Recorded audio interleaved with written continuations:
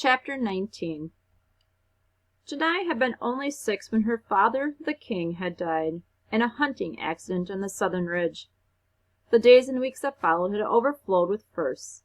It was the first time she realized she felt different from the servants who had cared for her all her life. She hadn't understood why they, too, weren't grieving for her father. It was the first time she'd seen her mother, a woman of such confidence and elegance, shaken to her core.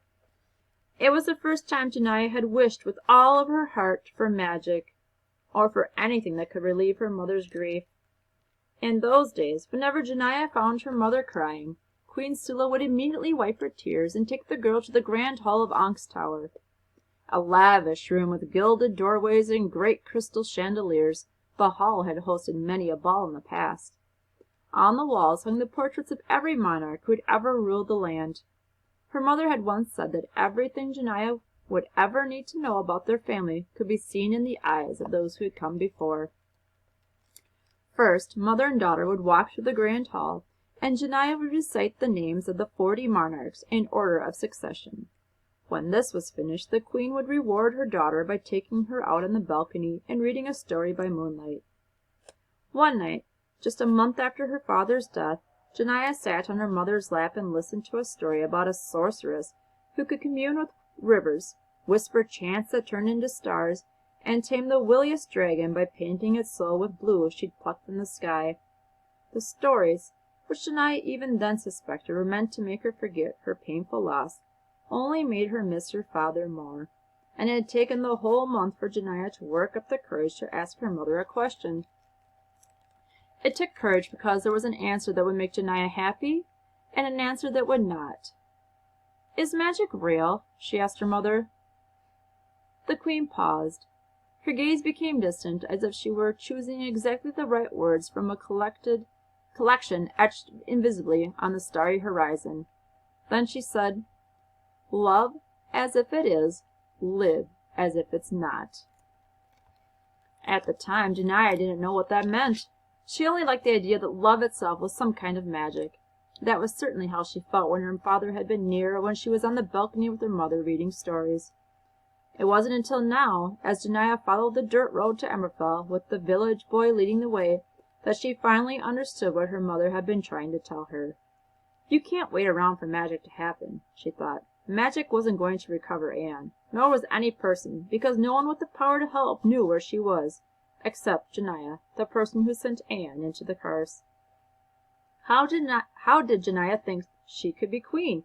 Every decision she made, sending Anne into the cars, getting rid of the Ruby Wings, had ended in disaster. And now, by doing the one and only thing she'd ever been forbidden to do, she was about to prove how unfit she was to wear the crown. As Janai followed the long-necked boy toward the car, she heard him singing to himself. He seemed unconcerned about his friend's disappearance. Janai pulled her cloak tight to her shoulders and sped up until her gait matched the boy's. "I'm sorry. What was your name again?" Janai asked. The boy huffed with each step. "Laius, your Majesty." Janai could still hear Sconus insisting that she could only be called Your Highness until she was a real queen. She didn't correct Laius. She wanted someone to call her just once. After tonight, she might never hear it again. "Right here, Your Majesty," Laius said, pointing to the gaping maw that led into Dreadwillow Ch. He looked back at the 9 towers. "Are you sure we don't need those guards who offered to come with you?" It had taken a direct royal order before the guards had to agree not to follow. "No, I'm not sure," Janai said, more to herself than to Laius, but she couldn't let anyone find out what she'd done. Janai noticed that Laius kept a safe distance. It was as Anne had described. He wasn't afraid, but he wasn't about to allow himself to get close enough to be afraid. It alarmed her that the boy didn't seem at all troubled by Anne's disappearance. He sought the princess because he'd been told to, not because he was afraid of what happened to his friend. Janai couldn't imagine feeling anything but distraught if her mother had vanished. How horrible it would be to disappear and have no one to grieve for you. What good was the never-ending bliss of her subjects if it meant they could never truly mourn what they lost? Was real love possible without the fear of loss? Suddenly, the peace and prosperity Janai had worried about defending didn't seem so valuable. The princess held out her lantern and peered into the darkness. She had the strangest feeling the darkness was peering back. "Are you going in there?" Laius asked, setting the hourglass on the ground. "Are you going to find Anne?"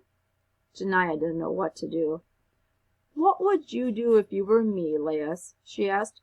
"What if you had been told that everything you know and love would be destroyed if you set even a foot into that swamp? Would you still do it? To save Anne?" A flicker of confusion crossed the boy's face. Are you saying you want me to go in there?" "No," Janiah replied. "I can't send you. I can't send anybody else." "You're the queen to send. You could send the constable." "I wish it was that easy. If I tell anyone that I sent a girl into the Carse alone, well, they wouldn't think very highly of me, and they'd want to know why I did it. No one can know about this." "Why did you send Anne in there?" Janiah laughed softly. "I thought I was being clever. I was trying to do something the easy way." She thought about the ruby wings. She told her farmer to do what was easiest. They'd killed 4 to save hundreds. Those numbers should have given the princess comfort, and yet they didn't. "Could you do it, Laius? Could you risk the safety of the monarchy to save one person, even if you yourself put that person in danger?" Janiah searched the boy's face for some sign that he understood what was at stake, but whatever small doubt he had had earlier was long gone. Now the boy was grinning happily, just like he was supposed to. "I would do whatever the monarch told me to do," he said. Janiah smiled, and the boy would never understand exactly how sad that smile was. She closed her eyes. "Only believe what you've seen and heard," she told herself. "That's what Scone has taught you. Never seen nor heard any evidence that the warning is real." "But you've heard the warning," she answered herself. "Therefore, it must be believed. It could be wrong. It's just a warning. There is no magic. You can't destroy the monarch by stepping over that border. You've neither seen nor heard a good reason for staying out of the Carse." Before she lost her nerve, Janiah pulled her cloak tight around her shoulders and walked toward the Carse. "Wait!" Janiah gasped and startled. "What?" Laius picked up the hourglass. "Anne always had me turn the hourglass 1 turn for every hour she spent in there. I think it was important. Should I turn the glass for you?" Janiah shook her head. "Go home, Laius. You've served me well. Go home and sleep. If I haven't returned with Anne by the morning, you can tell the constable." Without waiting for the boy to respond, she stepped into the Carse and disappeared from sight. Nothing happened. The earth didn't open and swallow her. Fire didn't rain down and incinerate the land. It was a lie, Janiah thought. The monarchy didn't fall. Feeling more confident, she continued onward. The landscape seemed to bleed shadows. Janiah could barely see an arm's length ahead. She stepped softly and listened, hoping to get some idea of where to go. But the swamp was dead silent. She hadn't expected that. She thought she'd hear insects chirping or the rustling of branches on a breeze. At the very least, she thought she'd hear the burbling of the mire that Anne had described in her letter. But she could barely make out her own staggered breath as she hiked across the treacherous terrain. "Anne?" she called, partly to find her friend, partly just to hear something. Silence ate at her voice. "It's Janiah!" she shouted louder. This time she could hear her name echo faintly in the distance, bouncing off trees and rocks. A gust of wind blew at her lantern.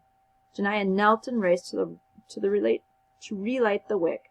When she did, the lantern's soft glow reflected off trundles of thick mist that rose up from the ground all around. The mist swirled at Janiah's feet. It billowed into a blanket that pulsed with a faint gray light. Just past the mist she could barely see the outline of someone walking across the bog toward her. The whirling fog slowed and slowed as the other person emerged into the light from the princess's lantern. "Hello, Janiah," Anne said with a smile. That is the end of chapter 19.